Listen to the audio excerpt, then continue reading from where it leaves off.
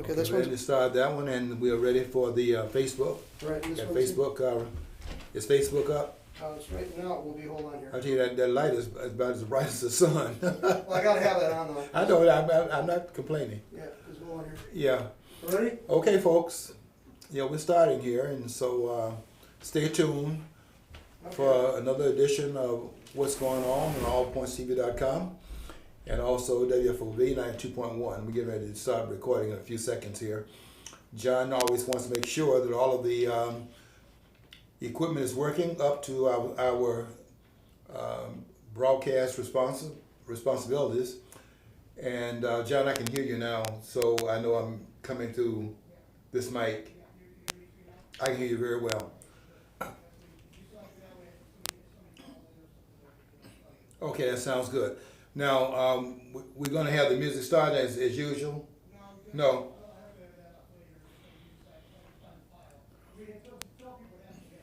Yeah, okay. Yeah.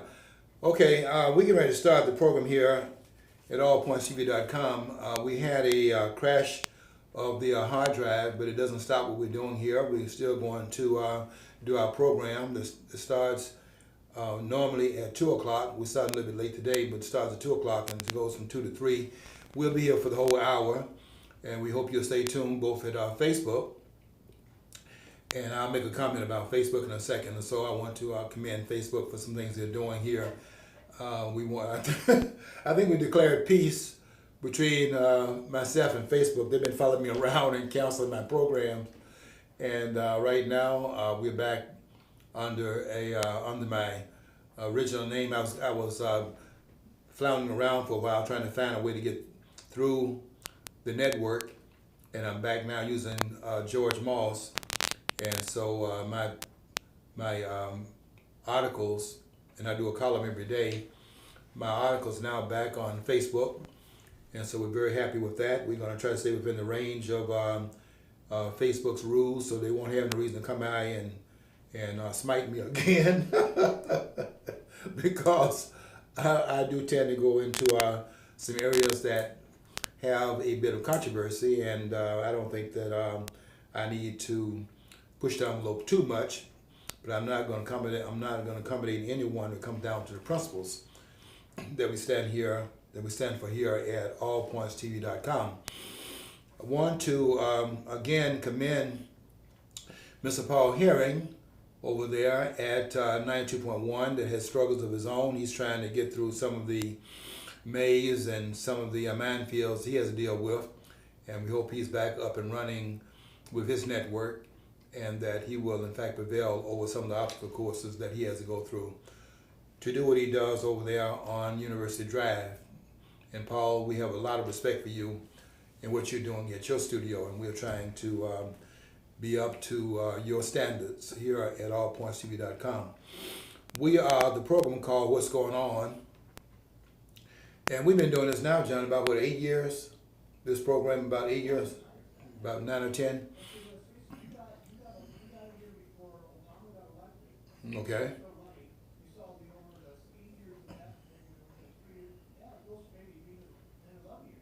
Okay, so we were here right before the assault by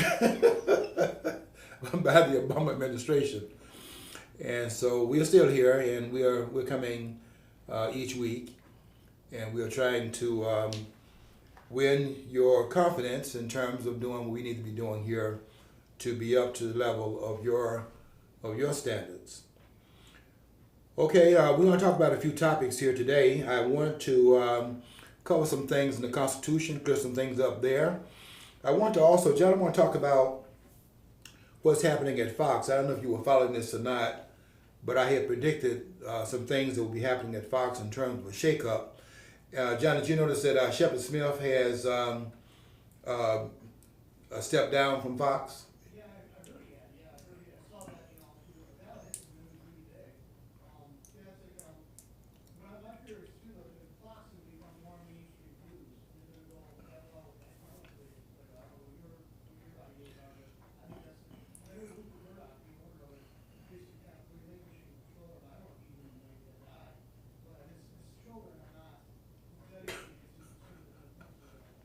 Right, right. As long as he has Sean Hannity on there, and Mark Levine comes on Sundays at 10 o'clock. They got this guy named Steve Hilton who does a program called The Revolution Will Be Televised, which is a takeoff of what Gil Scott Heron said back in the 60s and early 70s when they said the revolution will not be televised. Steve Hilton is saying the revolution will be televised, and I guess he's talking about his own program that is setting a new standard in broadcasting excellence on Fox. John, they had a program. They had two programs on last night back to back. They had Steve Hilton's "The Revolution Will Be Televised," and then they had Mark Levine, and that I think was the greatest back to back programming that I have seen on television as far as journalistic broadcasting excellence. These two programs, Steve Hilton's program comes on at 9, and then Mark Levine's program comes on at 10 o'clock on Sundays. Those were some of the great programs that they've had on TV as they were going into this whole fiasco that's taking place right now about trying to impeach Donald Trump and coming up short. Every time they try to do something, Donald Trump does something to counteract what they're doing and throws a monkey wrench in the operation, makes it very hard for them to go through what they'd intended. And Mark Levine was coming, after that was over, then Mark Levine came with a program that went into the requirements, the impeachment requirements in the Constitution, which I thought that program was also very, very good. And I'm going to hopefully come behind the two of them and say a few things that they didn't cover, and we will go into the Constitution ourselves and make a few points that maybe extend what they were talking about last night on Fox. But they did good. They did some good work. And this morning, as a matter of fact, Adam Schiff, pencil neck, which is a term that that Donald Trump has given to him. Pencil neck Schiff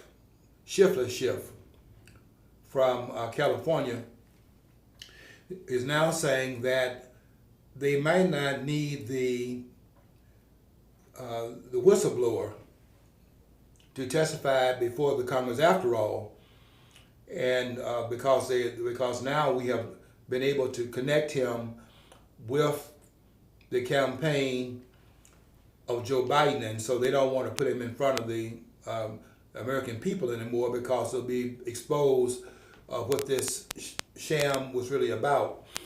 And I would go so far as to say that there's even more to it than what meets the eye at this point, because some of this is the CIA trying to topple another administration, and they've been doing that for a while, by the way. I'll talk about something in the book here written by Russ Baker called Family of Secrets. And I'll read some of the things he says about the Watergate, which Russ Baker, I think, proves conclusively that this was another intervention by the CIA that toppled the Nixon administration. And that's what they're trying to do here with Donald Trump. Disenfranchising in Donald Trump's case the voters that went to the polls November the 8th, 2016 and voted in the 45th President of the United States without any interference from the outside. This was the American people making up their mind to continue doing what they had done during the primary, which was set down these rank and file politicians whom this country's gotten tired of, and they set down 14 seasoned politicians in the Republican Party before going across the aisle and running against their standard bearer, Hillary Rodham Clinton, and then defeated her in the general election. And she didn't do well, by the way, in the primaries in the Democratic Party, because Bernie Sanders was eating her up in the primaries there, but the superdelegates kept making a difference in how the outcome was determined going toward the nomination in the Democratic Party. But when Donald Trump faced Hillary Clinton, it was just continuing what had happened in the Democratic Party, because she was not running that well in her own party. And then when they when she ran against Donald Trump, who had shredded 14 seasoned politicians, ran against 16 persons altogether.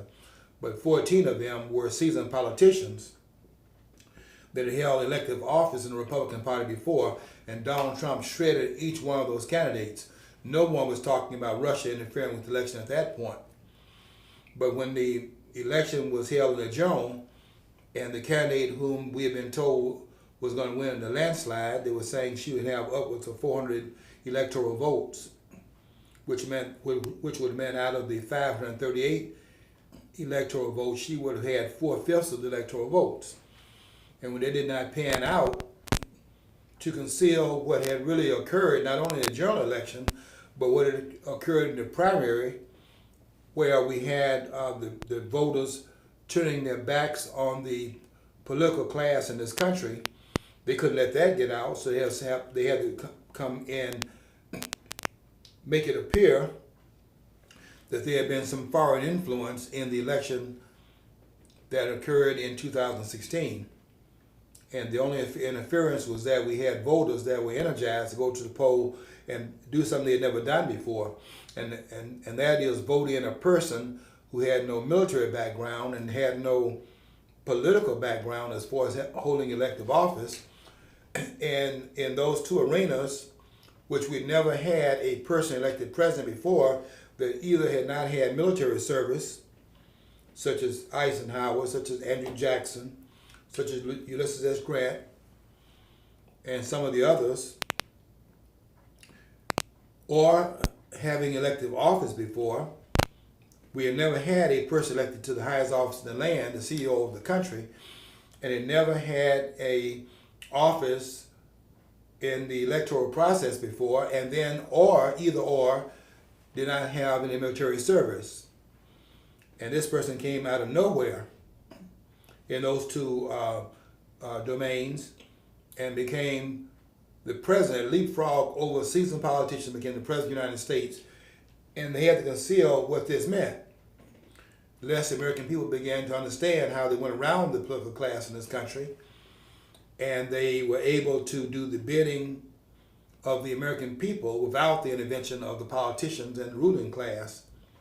And they cannot allow that to get out because American people may get drunk with the idea that they don't need the rulers in order to affect the kind of change they're looking for. Maybe it is true that we are the change that we've been waiting for, because it's certainly not going to come from these politicians.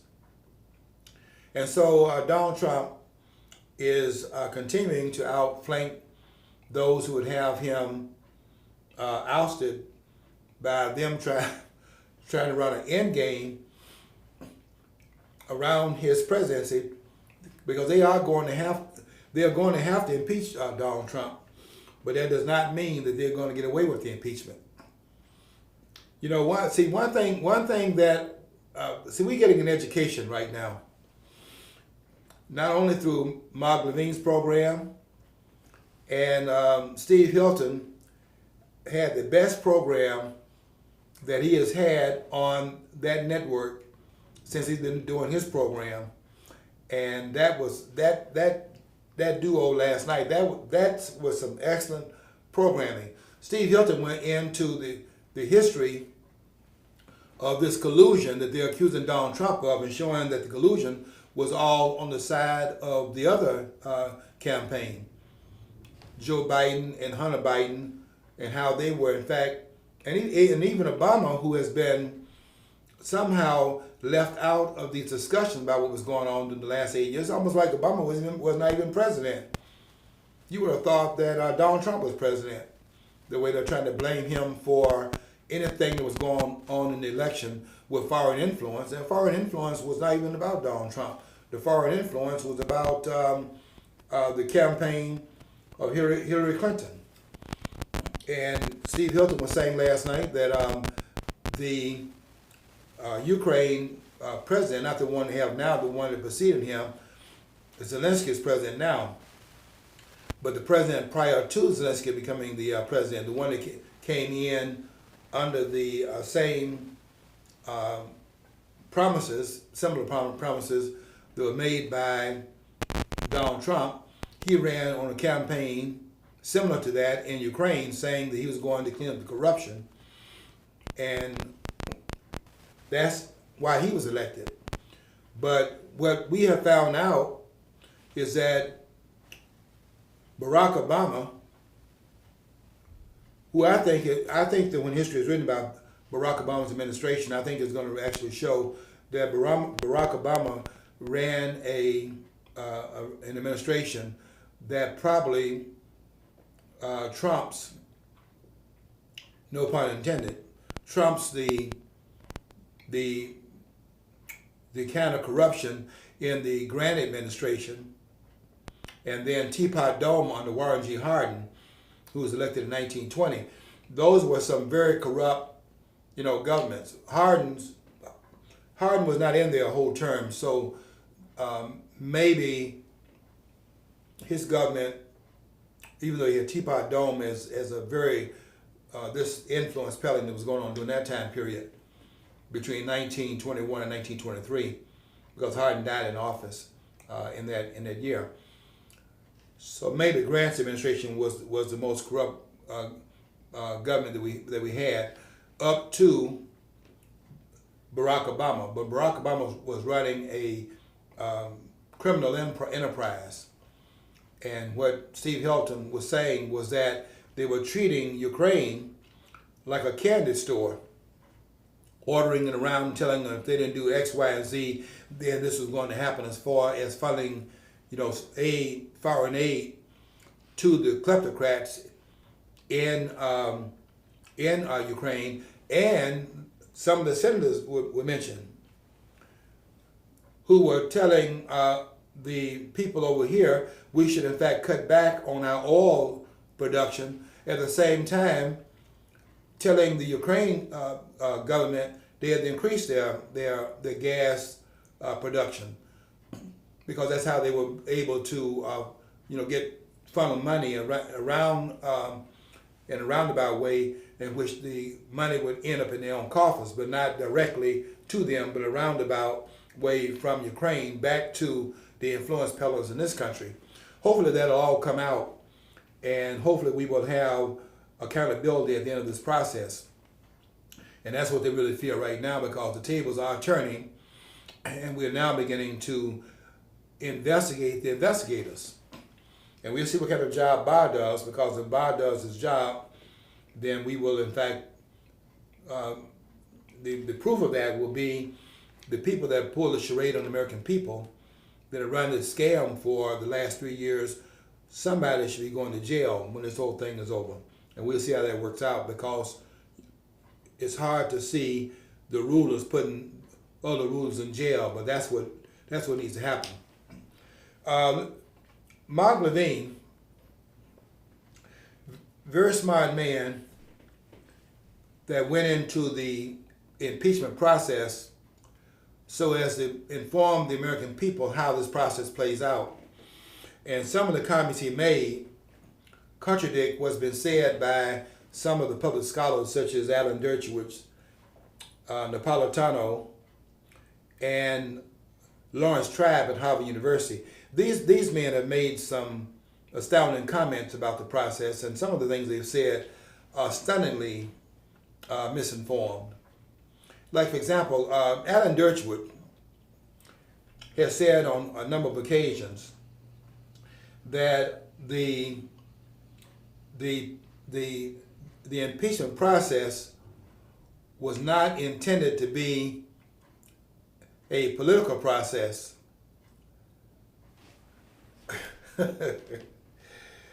And he claims that is what he got from reading, let's see, Federalist Paper 65, which is written by Alexander Hamilton. As you know, Hamilton wrote 51 of the Federalist Papers. And 65, really 65, 66, and 67 deal with the impeachment process, but Alan Dershowitz was quoted to intimidate the host into being overwhelmed by him quoting what the framers wrote. But what he does is he construes what is being said in the Federalist Papers.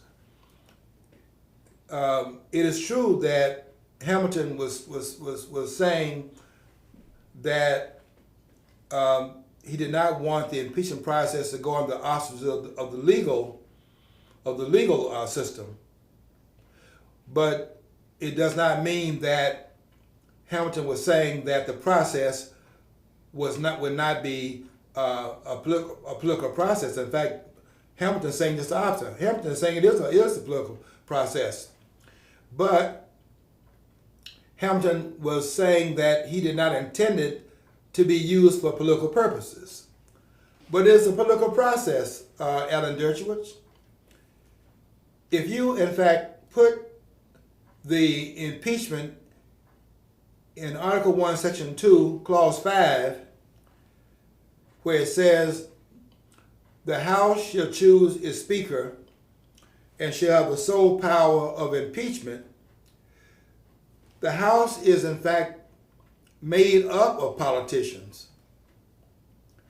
And so you're putting the impeachment process in the House of Representatives where there are elected politicians that are actually over the process. That makes it political. But it's not intended for them to be using it politically. It's a very fine distinction here.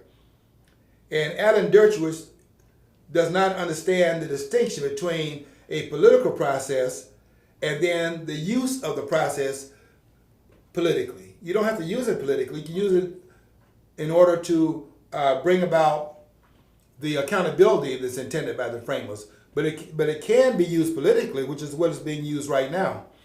Because they are saying that they have to impeach this president because if they don't do it, and you've had two people say this, by the way, not only was it Al Green who came out of the woodwork and said that we don't impeach President Trump, then the American people are going to elect him.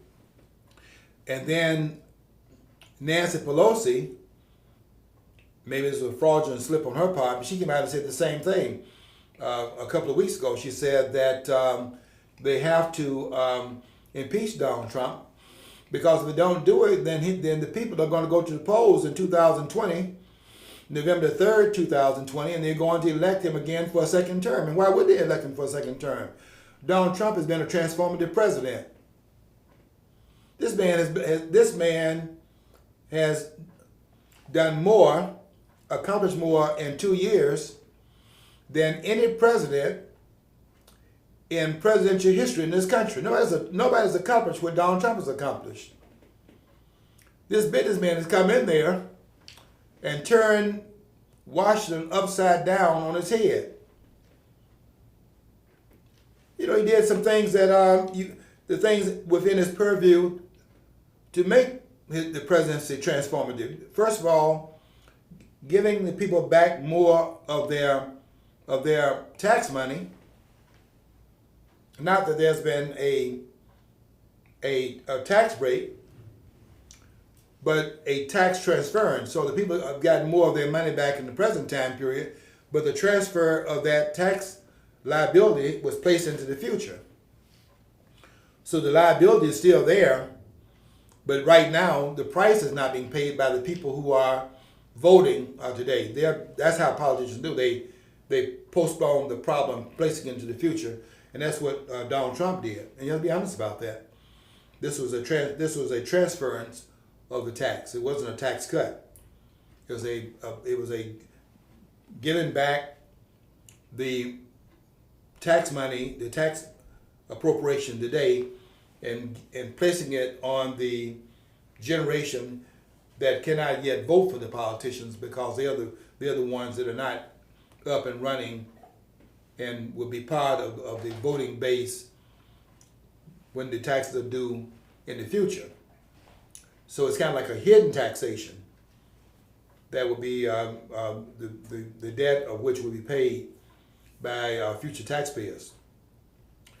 But what Trump has done otherwise, first of all, that was one thing he did, and then the other thing that he did was even more more important, cutting back regulations, because the politicians do not want the producers to have untoward influence on the culture, on the country, because if they are producing and they are in fact providing the needs of the country without interference, then the question comes up, then why do you need these politicians interfering in all the areas in which they are interfering and doing things never intended by the framers who itemize the things they should be doing in Article 1, Section 8 in those 18 clauses, and they itemize through the enumeration of powers or the delegation of powers and said these are the authorities that the states are in fact extending to the federal government, beyond which no other authority is in fact to be extended to the federal government because it was to be limited in its authority. And of course they have broken through that, and they're doing all kinds of things to go beyond that, to the point where probably 3/4 of what the federal government is doing is not authorized by the Constitution. But they want to be the ones that influence everything, and now they get ready to take over the health care. They've already done pretty much all of that already. And it's won more and more power. And Donald Trump cut regulations which allowed the economy to thrive, and that is not sitting well with those who are running against him. They're saying they're going to take back the tax breaks, which means they're going to take back the influence of the producers and put the politicians back in control, as they were before these cutting regulations occurred and so on and so forth. We're going to take a break at the regular time this time. We're not going to miss out on the break that WFOV takes at the 26-minute mark. So we want to welcome you back in 4 minutes, those of you at 92.1, and we will see you on the other side of the break. I want to thank you for being here at this point, and we'll see you when you come back in 4 minutes. We will continue what we're doing here at allpointstv.com and also Facebook. We're going to continue what we're doing with the network there. And I did want to say before I forget that I want to continue the truce that I have with Facebook censors.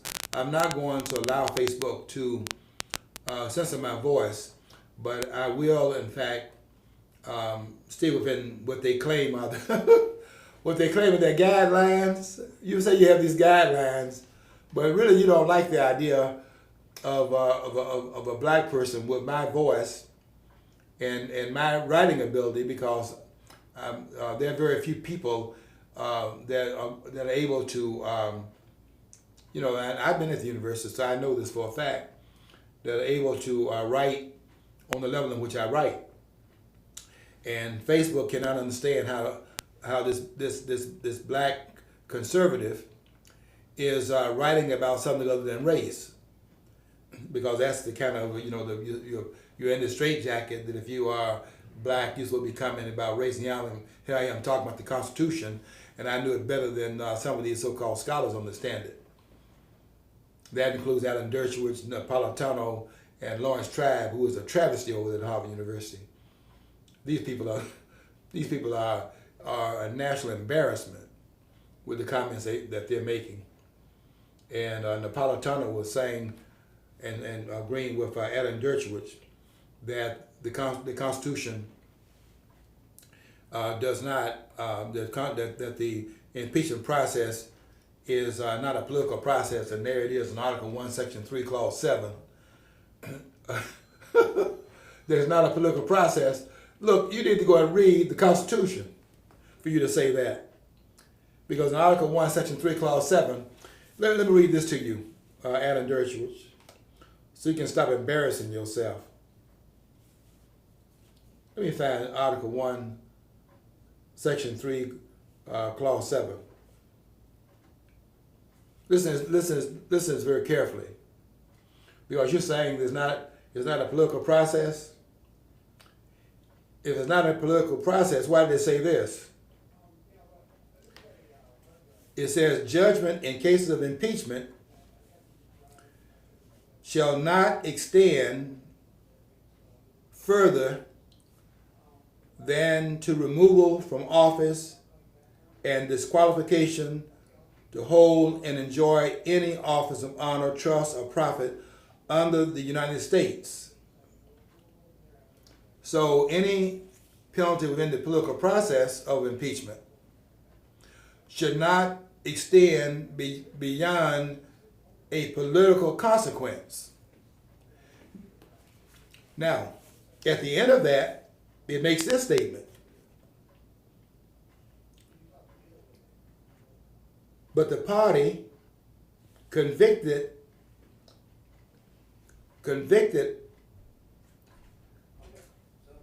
shall nevertheless be liable and subject to indictment, trial, judgment, and punishment according to law, meaning that if you go through the impeachment process and the person is in fact removed from office, it does not mean that there will not be a liability under law, but not under the impeachment process, because the impeachment process is a political process, and now they're saying that it does not mean that after the person leaves office that that person cannot be charged in a court of law.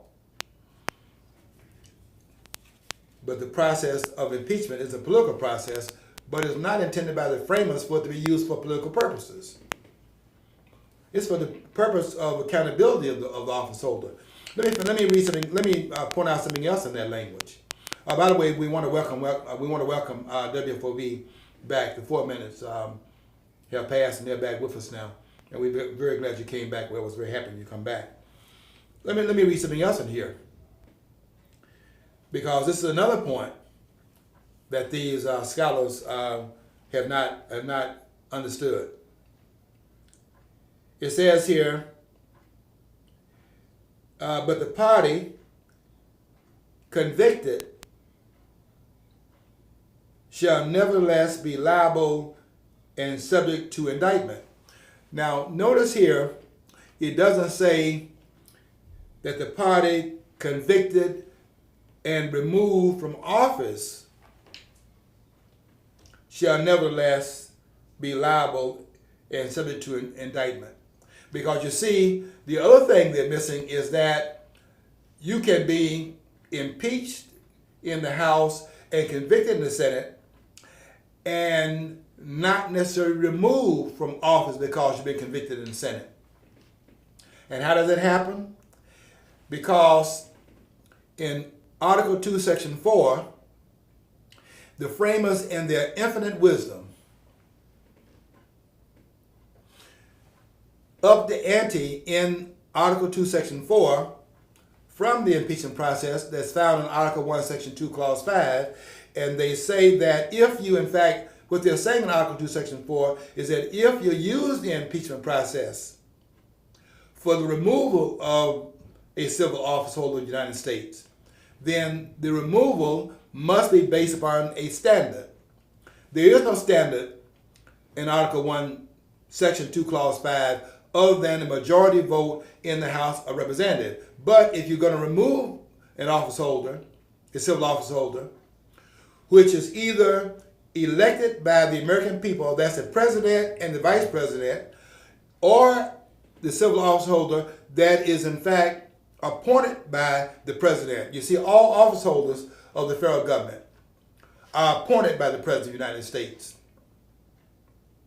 And that's why, Adam Dershowitz, that you find the removal clause found in Article 2, which establishes the executive branch of government. See, I got to teach you something about the Constitution because you don't understand it. Because you guys are constitutional parrots. I'm sick and tired of these scholars telling me what the Supreme Court said. They don't know anything either. They're just 8 people, 9 people that put on their clothes the same way you put your clothes on. There's nothing magical about them putting a robe on and all of a sudden there's something coming down from the mountaintop and they understand it better than you do. You can read it also. And they don't understand it any better than I do. That's why I don't quote them. I quote the Constitution. I don't quote the court, because the court is not the last word. the last word of the law is the Constitution itself. And that's why they are falsifying it when they talk about there being a constitutional crisis. Folks,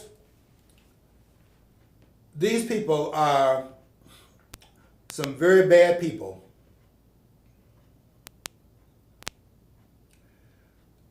That Donald Trump is dealing with and that you're dealing with. For them to say that there is a constitutional crisis in this country, they are leading the American people away from what they're doing. There cannot be a constitutional crisis in the country. There can only be an institutional crisis. And the Constitution breaks the impasse when the three branches of government get off the rails. The Constitution breaks the impasse. There cannot be a constitutional crisis because the last word is not them. The last word is what the framers wrote. Let me say something else here since we're on this point. They're trying to trap Donald Trump by all these subpoenas, one after the other. And Donald Trump, the Trump administration has taken a stand. Listen very carefully now. The Trump administration has taken a stand that they're not going to comply with the subpoenas. What Nancy Pelosi and the Dems in the House intend is to accumulate a number of subpoenas that are being defied by the Trump administration so they can take an obstruction of justice case to the Senate. Because they're going to vote impeachment. They don't have any choice because they cannot beat this president at the polls. They understand that. That's very clear. It was very clear when they had the LG, whatever those alphabets are, that they have about the gay and lesbian community and so on and so forth. They had this town hall at CNN that was hosted by Anderson Cooper. And you saw Biden go over there, and when he was talking about the lesbian and gay community and so on and so forth, go over there and put his hand on the shoulder of Anderson Cooper because of Cooper's orientation. And I'm not mocking him. You can be with anybody you want to be with. But that was a national embarrassment. The catering that went on, the pandering that went on. Booker and those other candidates. They're trying to put out all stops with this identity politics because they're panicking because they understand they cannot defeat Donald Trump. You can forget that. Donald Trump cannot be defeated. You see the crowds he's pulling. You saw what he did in Minnesota. When he went into the backyard where Ilhan Omar is and the mayor, the Democratic mayor, within in the backyard of the Democratic Party in Minnesota and pulled 25,000 that were inside the arena, another 25,000 on the outside, and 100,000 signed up that wanted to come there and didn't have the room for them. Donald Trump lost, I think it was 1.4% of the, he lost by 1.4% in 2016. He's going to carry Minnesota in 2020. And he's going to expand his base, and they see that. And that's why I know that they're going to go forward with the impeachment of this president, because they're using the impeachment process, which is a political process, but they're using it politically. You don't have to use the political process politically. You can use it for accountability.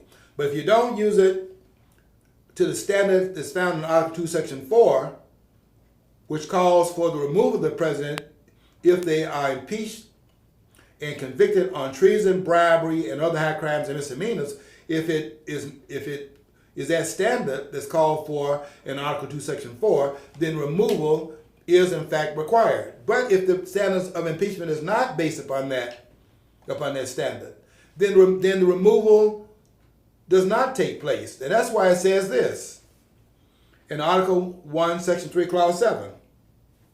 They're not figuring this out. But this is why it says, but the party convicted shall nevertheless be liable and subject to indictment. But it does not say convicted and removed. Because you can convict the president on an impeachment charge and not remove the office holder. See, they don't understand that. That's why they don't say it. You can impeach the president and convict him on impeachment charges. But if it does not rise to what is called for in Article 2, Section 4 for removal, then the removal doesn't take place because it falls underneath the radar of what's required in Article 2, Section 4, which is treason, bribery, and other high crimes and misdemeanors. You might just want to tweak the president to understand that you have to be accountable here. They can kind of tweak his behavior to let him know that they are going to call him on that through the impeachment process. And he doesn't want to have that on his record. He was impeached and convicted. So it kind of gets him to understand that they are going to hold him accountable. And that's the intention of the impeachment process. A political process that's not to be used politically, but to use for accountability, because it's part of the check and balance system. And that's why you find that they broke it up into two houses. One is that the impeachment itself takes place in the House, and then the trial takes place in the Senate. And I do not agree with Mark Levine. Mark Levine is wrong. Mark Levine said, and I understand why he's saying it, he said that given the impropriety of what's happening in the House, in the Senate, they can meet the House at the door and say, look, we're not even going to hear your impeachment charge against Donald Trump, because we know the legitimacy of the claims that you're making because you're using the process politically. And therefore, the Senate can say to the House that we're not even going to hear the charge. We dismiss it sight unseen and say, nope, you're not coming in here with that. Can't do that either. Cannot do that. And let me explain why you can't do that. That's Article 1, Section 2, Clause 5. Again. I'm sorry. That's Article 1, Section 5. That's Article 1, Section 5, Clause 2. Let me read this to you. I mean, they can say you can make this stuff up, but you can't make it up when I'm here, because it's not going to fly. You can't do that. So you cannot. The reason why that's not true, Mark Levine, is because you cannot tell the House they cannot carry out a constitutional responsibility. And the co-equal status of the House to the Senate is declared in the Constitution in Article 1, Section 5, Clause 2. Let me read that to you. It says this right here. Each house, that means the House of Representatives and the House of Senate, each house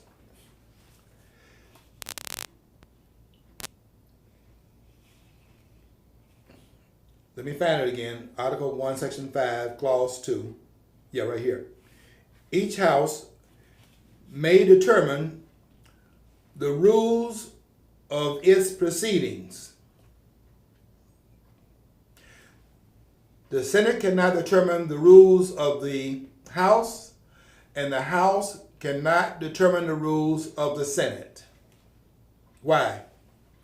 Because they are co-equal branches in the Congress. And it's a big and, they are the flip side of the same coin.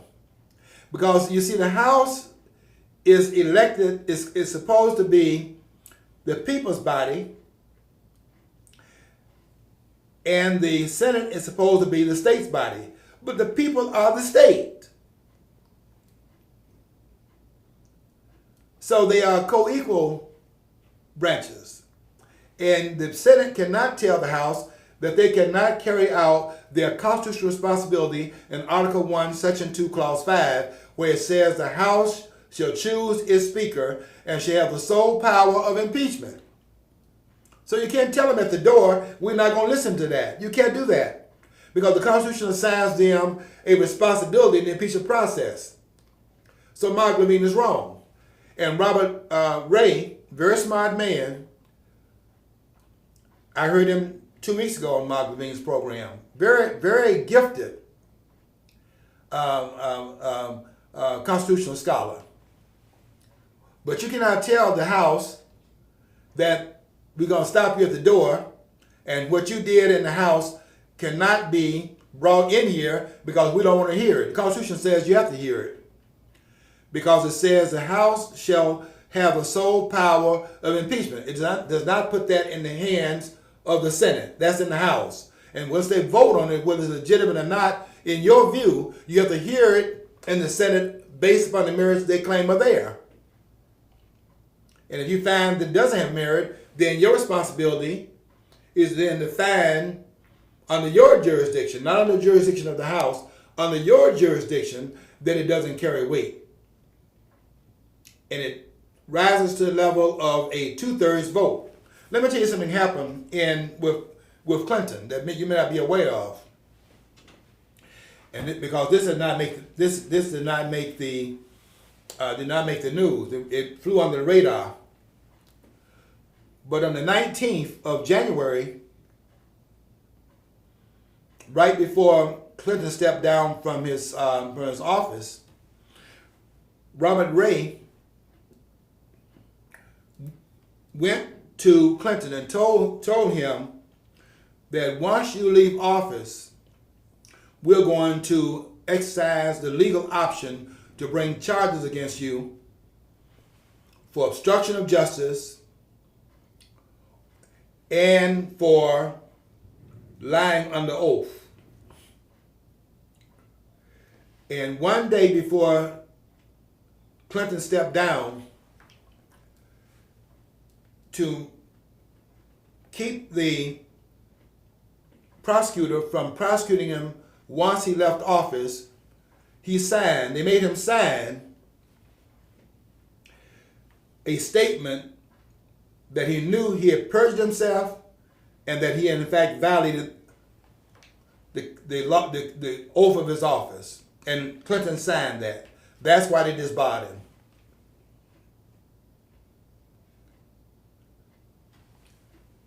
But the process is a political process, not a legal process. And it allowed for Robert Ray and other prosecutors to use their discretionary authority politically, not to charge him legally. If they are charged him legally, there is no discretion. The discretion is in the political process. And that's how Clinton stayed out of jail. You talking about criminal behavior? You talking about criminal behavior? And Hillary Clinton is stunned by Donald Trump's behavior. Donald Trump has not, in fact, crossed the line. The reason why they do not want to bring the whistleblower forward is because you don't have to have a whistleblower. When you have the document of the conversation that the whistleblower was saying that he was privy to, we already have it out in the public. You let them bring the whistleblower out there and try to do what Adam Schiff did. And Adam Schiff, you ought to resign. Basically what you did. Because you're over the second most powerful committee in the House of Representatives. the most powerful committee is the House Judiciary Committee. It's out of that committee that you refer the impeachment charge to the Senate. This is very serious stuff here. 63 million people went to the polls and voted, and they're trying to subsume the verdict of the electorate. This is going to the very heart of the democracy in this country. They're saying Donald Trump is trying to suborn the democratic process. That's not what's going on here. The Democrats are doing it. They are trying to undercut the electorate under the auspices that it is the Dems trying to bring and protect the democratic process is being undermined by the Donald Trump administration. That's not what's going on.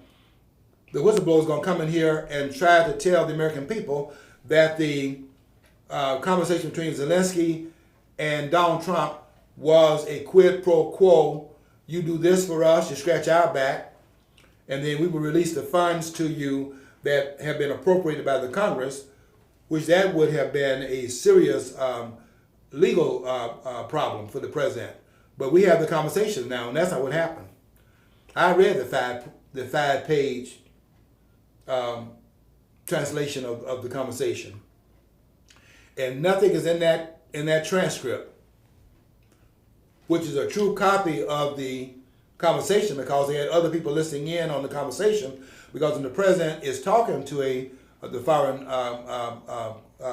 governments, other members of the administration and some person in the intelligence community are listening in on it, because that's the way you, in fact, have the other stakeholders involved in it, because the president has to involve the stakeholders in the decision making on foreign policy, because he doesn't make the foreign policy in a vacuum. He has his team, and they have to be aware of the ins and outs of the conversations also. So they have a lot of people on that phone, and the foreign governments are aware that they're listening in, and also their team is listening in on the other end. It's not just the president and the president from the other countries that's on the phone. There are other parties listening in also. That's how the protocol is carried out. So they're going to come out there and say, through the whistleblower, that this conversation went beyond the pale and Donald Trump was violating the protocols, and this man was, in fact, making a quid pro quo arrangement with Zelensky, and therefore that becomes actionable in terms of the impeachment process. What they never intended was Donald Trump to do something that nobody thought he would do, and really the president does not want to do something like this, because if you start to do what Donald Trump did, which release the conversation to the public, then you hurt the protocol in the future, because who wants to talk to a president if they know that what they're saying will be put out in the public domain? Who wants to have a conversation that's going to be made public? But Donald Trump did the unexpected. He released the conversation. And now they have to back up. They're now saying, and this is as of today, they were saying that this is Adam Schiff, who is now shifting his tactic again, because that didn't work. That didn't work either. The Mueller report was supposed to be an impeachment report. That didn't work. There was no collusion and no obstruction. And then this didn't work. So they have to now back up and try something else. And this senator from South Carolina, Graham has already told them that if they bring impeachment to the Senate based on that conversation, that's not going to fly. And Lou Dobbs, you ferreted out something very important here. You raised a question about Graham's loyalty. Because what is Graham actually saying here? Graham is saying that what Graham is saying is that they cannot act within the purview of the impeachment process for the removal of the president unless they have the cover to do so. That's what Graham is saying. And that's why Graham has not opened up any investigations in the Senate. Why aren't they investigating in the Senate? Since the Republicans have control of the Senate, why aren't they doing similar investigation in the Senate? Since they control the Senate, as the Democrats control the House, they're running a scam in the House. Why is that being corrected in the Senate to bring the same persons that have been called to testify in the House? Why don't you bring them before the Senate? Well, you're in control. Why have they done that? I'll tell you why I haven't done it. Because they're not really against this process in the House. They're not any bit more supportive of Donald Trump under the surface than the Dems are. And that's why I was saying before, the Dems didn't take the House from the Republicans. The Republicans gave it to them. 39 members of the House stepped down in 2018. 39, I counted them.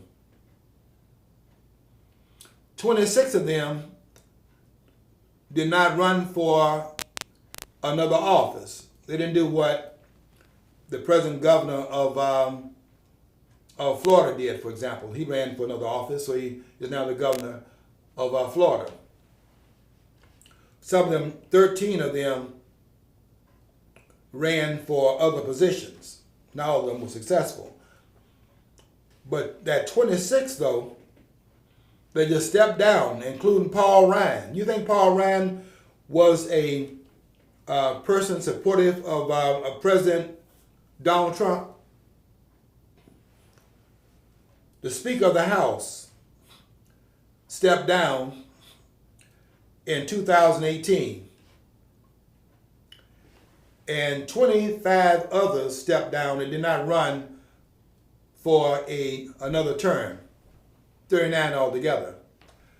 And that exposed Donald Trump through the impeachment process, which the Republican establishment and the Democratic establishment, which are the flip sides of the same coin, came together behind the American people's back to root this invader, this outsider, out of that door, because they got a sweetheart relationship going on in Washington, and Donald Trump is there to break it up. And that's what he's doing. Okay. Thank you, Mark Levine. Thank you, Steve Hilton, for the job you did last night, because you are informing the American people and keeping them informed about what's going on here. And I want you to keep your eyes open, because it's not over yet. We are getting ready to make some major changes in this country for the betterment of the country. Okay, I got to get out of here. I want you to follow your dream, because if you don't follow your dream, you'll never know what's on the other side of the rainbow.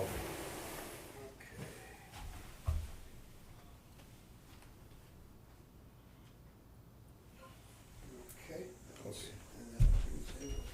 Are we off camera there too?